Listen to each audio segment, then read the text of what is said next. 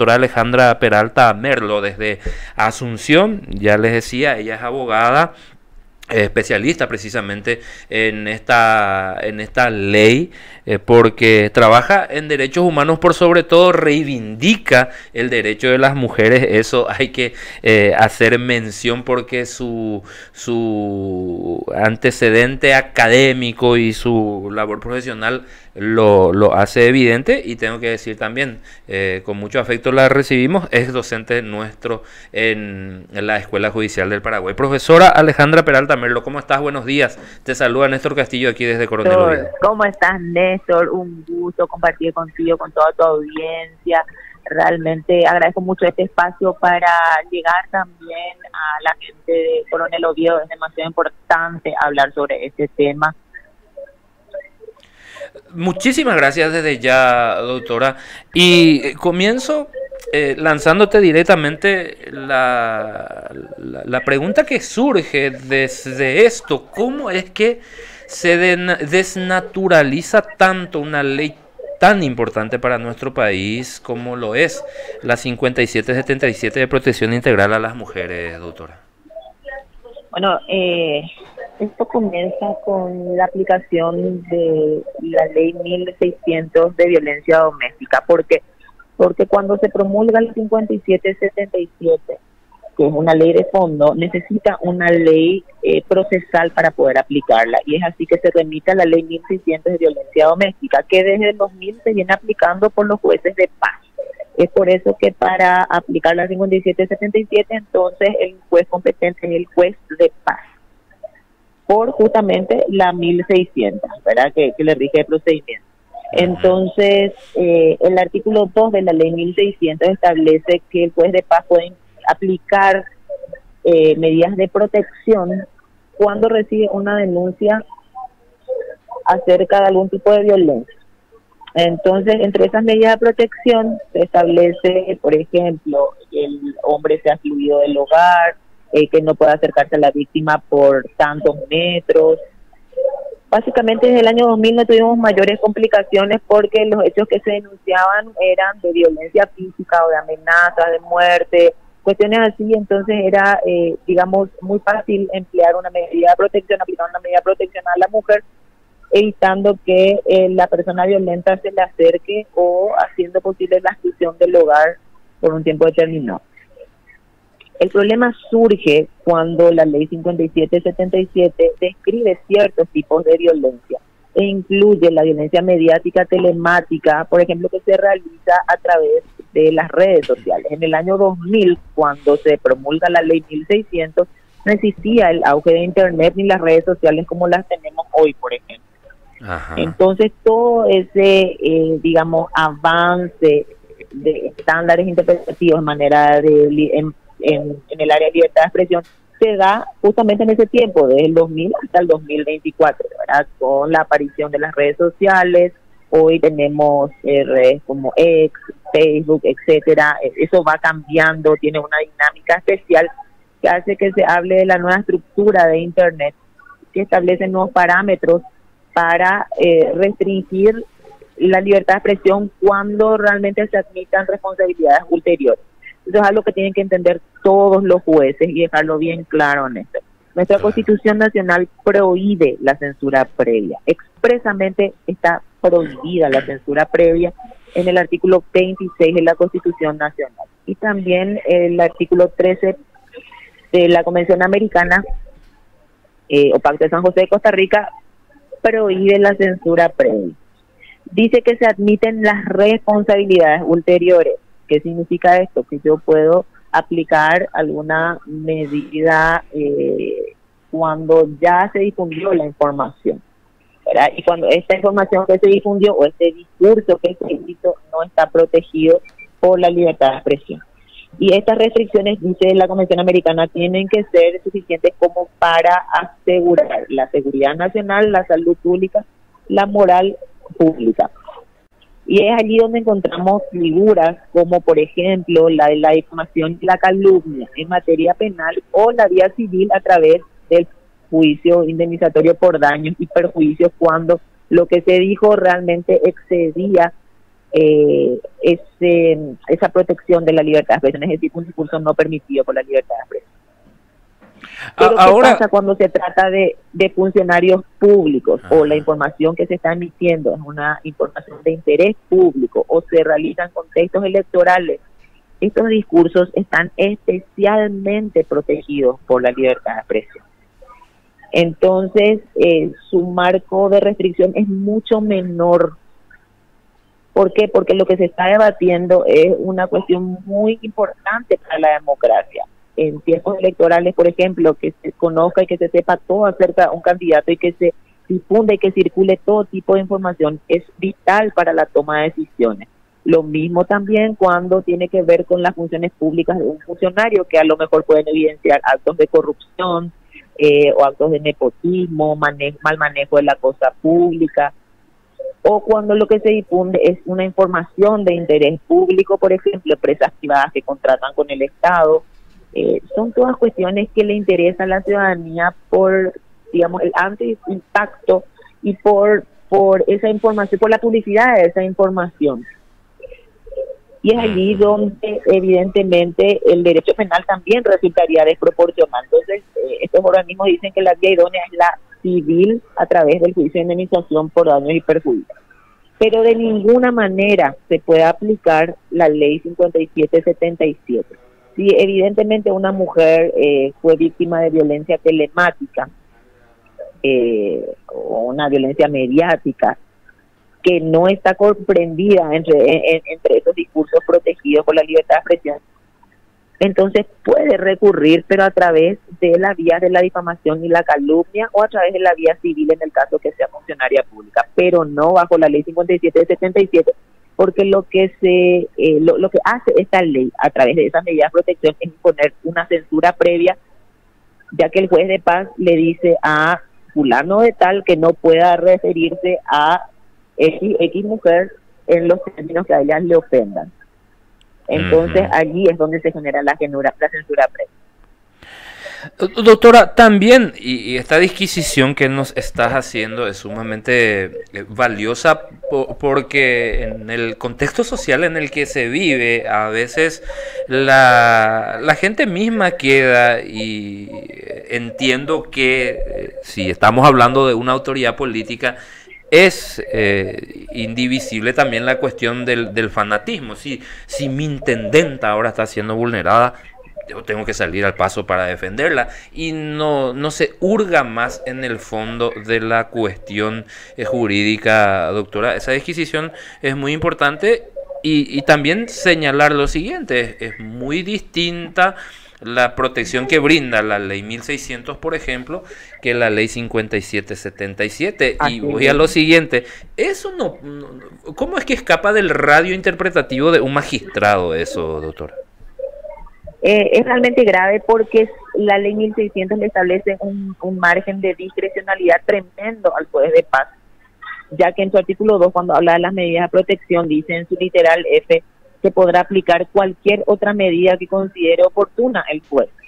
Pero cuando nos remitimos a los estándares en materia de libertad de expresión, la interpretación extensiva o amplia de la ley está prohibida, es decir, las restricciones que se establezcan tienen que ser establecidas previamente en una ley, tienen que ser expresas y taxativas, y tiene que servir para salvaguardar algunos de estos derechos que te mencioné, o la seguridad pública, la salud pública o la moral pública, ¿verdad? Caso contrario, no se puede imponer una medida de protección, y mucho menos en carácter de censura previa, ¿verdad? Tendría que ser como responsabilidad ulterior, que es lo único que habilita la Constitución Nacional. Es decir, los jueces de paz no pueden creerse que están por encima de la Constitución Nacional y aplicar este tipo de medidas bajo el concepto de medida de protección, pero que finalmente terminan siendo censura previa. Esto realmente es una causal directa para el jurado de enjuiciamiento, y tienen que tener mucho cuidado con la aplicación. Esto no es digamos, la espada de He-Man, que pueden utilizarla cuando quieran y como quieran. La ley no puede ser interpretada de esa forma. Tienen que necesariamente someterse a lo que establece la Constitución y a lo que establecen ya los organismos internacionales en materia de interpretación de libertad de expresión. Es un derecho demasiado supremo en democracia el que están manejando. Y por sobre todo, Néstor, hay que recalcar lo siguiente: la corrupción no tiene género. Cuando se crea la ley 5777 se crea con el objetivo de, evitar que la mujer sea víctima de violencia por su condición de mujer, que se establezcan discriminaciones hacia la mujer por el hecho de ser mujer, dar un llamado de atención a la sociedad, a las empresas privadas y a las instituciones públicas, de que no pueden discriminar a la mujer por el hecho de ser mujer. Por ejemplo, impidiendo contratar a una mujer por estar embarazada o porque tiene varios hijos, cuestiones como esas, ¿verdad? Y generando una conciencia social acerca también del discurso que se está dando, de evitar los prejuicios machistas, los chistes machistas, etcétera. Entonces, digamos que ese es el objetivo de la ley, trabajar en un entorno de prevención desde la sociedad, las instituciones públicas, las empresas privadas, o para ir avanzando en una cultura de respeto hacia los derechos de las mujeres. Pero para nada fue creada para apañar actos de corrupción y que las mujeres pretendan utilizar esto como una salvaguarda especial o como una ley especial que permite acallar a todo el mundo cuando lo que se pretende son evidenciar actos de corrupción que estuvieran evidenciados de igual manera si fueran hombres, ¿verdad? Circunstancialmente son mujeres las que ocupan esos cargos, pero también podrían haber sido hombres.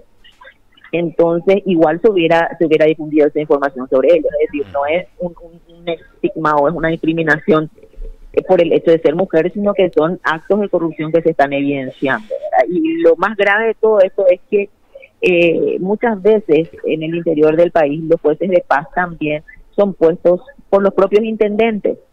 Lo que ocurrió en el caso que estabas mencionando, por ejemplo, de la periodista Madal Portillo con la intendenta de Yacaití, si nos fijamos en el momento, en el acto de rendición de cuentas que hizo la intendenta, quien estaba presente a su lado, la jueza de paz que había impuesto la censura a la periodista Madal Portillo, que no pudo realizar la cobertura. Entonces, quien finalmente termina siendo afectado a más de esa censura directa sobre Madal Portillo, indirectamente toda la sociedad que se ve privada de esa información también, que es información de interés público. Entonces, amenazar con la aplicación de esta ley solo por el hecho de ser mujer, para evitar ser indagada sobre la gestión pública, es buscar simplemente apañar actos de corrupción, y ese no es el objetivo de la 5777, ni mucho menos. Entonces, hacer eso por parte de los jueces de paz es simplemente desconocer las leyes y apañar la corrupción.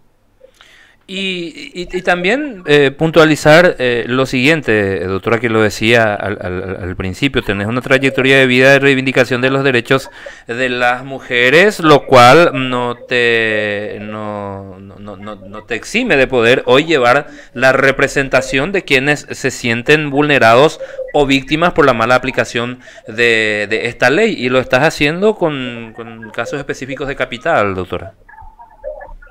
Asimismo, Néstor, lastimosamente, al malinterpretar esta ley, al utilizarla para la censura, lo único que se logra es dividir las aguas en la sociedad, y muy por el contrario de tener una sociedad que vea con buenos ojos una ley de protección especial hacia las mujeres.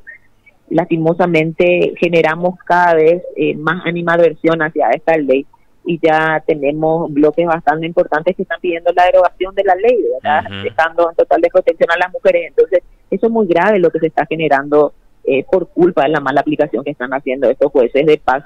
Y es así como decís, yo estoy ejerciendo la defensa y la representación de un medio de comunicación que es RDN, y del señor Cristian Chena, que fue denunciado también injustamente por esta ley. Y la jueza de paz de Capital, de nombre Gloria Machuca, aplicó la ley 5767 para imponer censura previa a un medio de comunicación, y al señor Cristian Chena, un empresario que trabaja también con medio de comunicación, por el simple hecho de haber retuiteado una información de interés público. Entonces, con eso se deja un precedente nefasto para, por ejemplo, contextos electorales, ¿verdad? Imagínate, el día de mañana estamos ante las elecciones municipales, que es lo más próximo que tenemos. Ya la prensa no va a poder retuitear, volver a reflejar una información pasada acerca del candidato, porque si es mujer, entonces puede directamente decir que eso le ofende, y con eso acallarle a la prensa y quitar ventaja en una contienda electoral, ¿verdad? Entonces, eso es sumamente grave, ese precedente que está dejando en Capital. La jueza ahora está en grave aplicación. Esperemos realmente que esto retome el curso legal que tuvo que haber tenido siempre y evitar mayor daño a la democracia.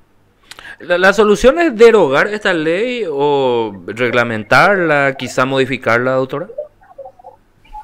Yo creo que básicamente se tiene que trabajar sobre el artículo 2, literal F de la ley 1600, ¿verdad? Que es finalmente el que le da el margen de interpretación extensiva al juez para aplicar cualquier tipo de medida. Entonces eso básicamente no puede ser, porque allí directamente nos ceñimos a su criterio, y cuando el juez desconoce estos estándares en materia de libertad de expresión, entonces es un arma mortal, ¿verdad? Trabajar sobre ese artículo 2 de la ley 1600, específicamente en el literal F, yo creo que va a dar por lo menos mayor claridad a esto y una mejor aplicación. Una sociedad con exceso de normativas o muy reguladas siempre quizá tenga este tipo de controversias, doctora, lo cual tampoco podemos decir de que las leyes que tenemos en nuestro país o son inaplicables o ya son amplias o regulan ya nuestras vidas, pero en comparación a otros países, la ley 5777 nace de experiencias de otras naciones, de otros países, doctora, o por decirlo así también, somos un poco ejemplos para protección de derechos de las mujeres con esto.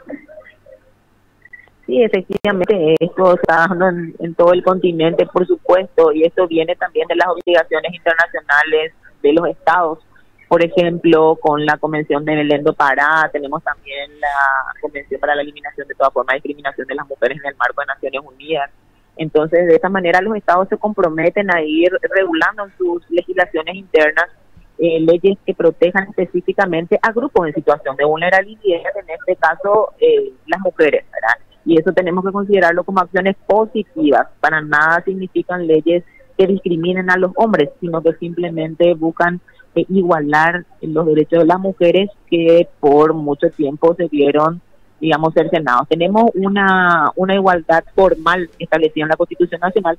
Sin embargo, para que esto se traduzca al plano de la realidad, necesitamos acciones positivas, políticas públicas, que esto permita que sea realmente efectivo. Y bueno, esta ley es un paso muy importante, pero evidentemente necesita algunos retoques, ¿verdad?, para su correcta aplicación. Esto ya está en el jurado de enjuiciamiento de magistrados, que está abriendo el seguimiento, la investigación, doctora. ¿Es válido? ¿Lo ves bien? ¿Cómo? ¿Ves bien que el jurado de enjuiciamiento de magistrados ya esté ahora analizando las actuaciones del fiscal Escalada, del juzgado de garantías de esa zona? De hecho, lo que realizan constituye un mal ejercicio en sus funciones y es una causal de enjuiciamiento. Y hay que entender que no solo se está comprometiendo el derecho de la periodista Mabel Portillo como trabajadora de la prensa, sino el derecho de toda la sociedad a acceder a información pública, que es un derecho constitucional establecido en el artículo 28. Es decir, yo también, todos estamos agraviados con las decisiones que tomaron estos jueces de Yateipí y de Villarrica. Entonces, evidentemente es muy grave, no es solamente un caso particular que incumbe a las partes en el litigio, sino que también involucra a toda la sociedad que está siendo afectada y tiene que ser tomada con esa gravedad y esa perspectiva en el jurado de enjuiciamiento. Y creo realmente que es un buen paso el que se está adoptando. Por lo mismo, si eventualmente quiere aplicar una técnica análoga a la directora departamental de educación del Ministerio de Educación aquí de Caaguazú, Perla Argüello, argumentando que es vulnerada o atacada ante la denuncia del supuesto esquema de venta de rubros, caeríamos en lo mismo, doctora. Así mismo, caeríamos exactamente en lo mismo y es sumamente grave lo que estás mencionando. Realmente aquí en Capital deberíamos hacernos eco también de ese grave hecho antes que ocurra y bueno, prender las luces de esto tan grave que que se está que está por ocurrir en Coronel Oviedo, porque realmente es muy grave. La corrupción no tiene género.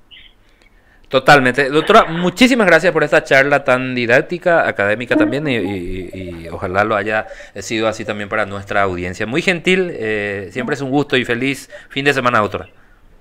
Igualmente, Néstor, un abrazo para vos y para toda la gran comunidad de Coronel Oviedo. Muy amable. Muchísimas gracias a la doctora Alejandra Peralta Merlo desde Capital. Ella es especialista en derechos humanos, también en el proceso de formación de varias de nuestras leyes. Ella estuvo